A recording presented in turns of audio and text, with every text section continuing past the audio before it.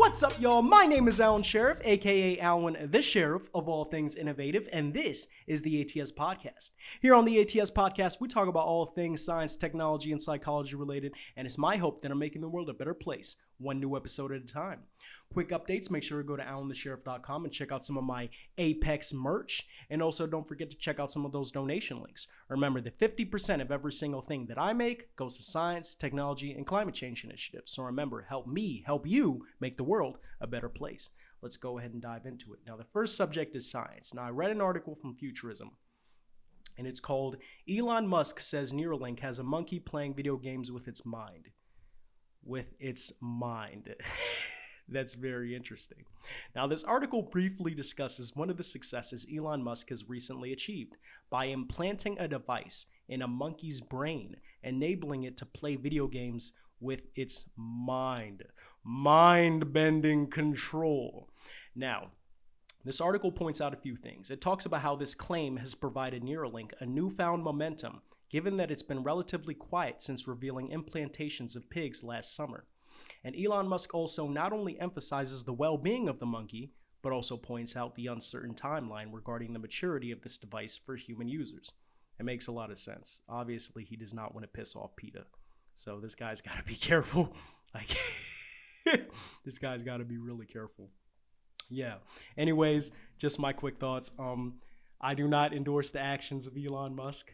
I do not think that monkeys should be held against their will and forced to play video games with their minds. I think they deserve a college education just like the rest of us. I think that monkey should be going to school. I think it should be doing its homework. I think it should be able to go to college. I think it should be able to get its degree in business management. And I think it should be able to get a $500,000 mortgage on its house. Okay?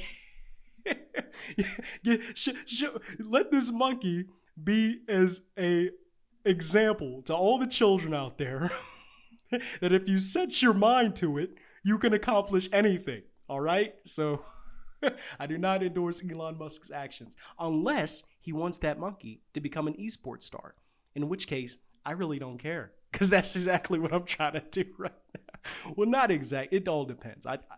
Personally, I think I'm the best in the world in Mario Kart. I don't know. We'll have to see. That's a quick challenge issued out there to all of you who are probably seeing this on Twitter or anything or anywhere. I really don't care. Come challenge me. You can get your butt kicked. Let's do this. But nah, yeah. I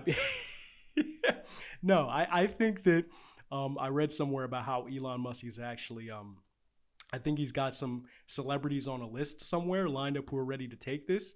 I think that's kind of scary that they're actually willing to just like give in that quickly. Like, I don't know if there's like some agenda behind this, because like usually when you get the celebrities to rally behind something like this, like there's usually like, I don't know, maybe I'm just paranoid, but I just think things like this need to be, tested, regulated. It needs to have some oversight, and people just need to be careful. I don't think people should jump too quickly into this, but I think it's pretty interesting. I think it's pretty cool. Obviously, if we're going into the conversation about transhumanism, and he talks about conceptual telepathy and stuff like that, and, being able to move the conscious state of one body to another, this invention gets really interesting. So I like it. Anyway, let's move on to the next subject. The next subject is technology, and I read an article from Gizmodo, and the article is called Amazon Officially Rolls Out Touchless Palm Readers. Now, it talks about how Amazon has been rolling out more of its Amazon retail store palm readers. Now, instead of using QR codes, these palm readers are completely touchless, and instead read the lines on the palm of your hand to identify you at checkout. The enrollment process is quick and easy. All it involves is a credit card and your palm, and you simply insert your card into the device and follow the instructions as it pairs your card with your palm. These devices are being rolled out in Seattle and have already been rolled out in various locations, including Redmond, Washington. I think that day after day, we're finding more and more ways to move away from like a cashless society. So I think inventions like this could be beneficial. I think it's also scary at the same time, because I don't know what kind of reality we're moving into. I mean, whenever I see inventions like this, I can't help but think about, what are some of the criminal masterminds or thieves out there are cooking up to figure out how to start getting money away from people as opposed to the traditional way of robbing people on the streets, right? When I think of something like this, my head keeps on going back to, my head keeps on going back to Hancock. I don't know if people are going to resort with criminals or, people are just going to start resorting to the Hancock method, which is, and I'm sure some of you guys have seen Hancock, right? The movie with Will Smith. And there's this one scene where he throws this disc at this one, this one dude who's like, he's like the head of like this criminal group. And I think they're robbing a bank or something. But like he throws this disc and he chops off the dude's hand. Like I would hate for thieves and other dudes to just be running around out there talking about some, give me the money. And then the poor soul just says, I don't have any money. I use my palm at Amazon stores. And if this criminal is very desperate for groceries, he'll throw this saucer and slice off the dude's hand. Yeah. You'll just see him in line one day at an Amazon palm reading retail store. It's like one of the attendants will be like, what are you doing? That doesn't look like your hand, sir. And the criminal's just like, take your hand off me. It's just like, that's not your hand. You stole it. That hand is black. Like, you're not black. There's something wrong here.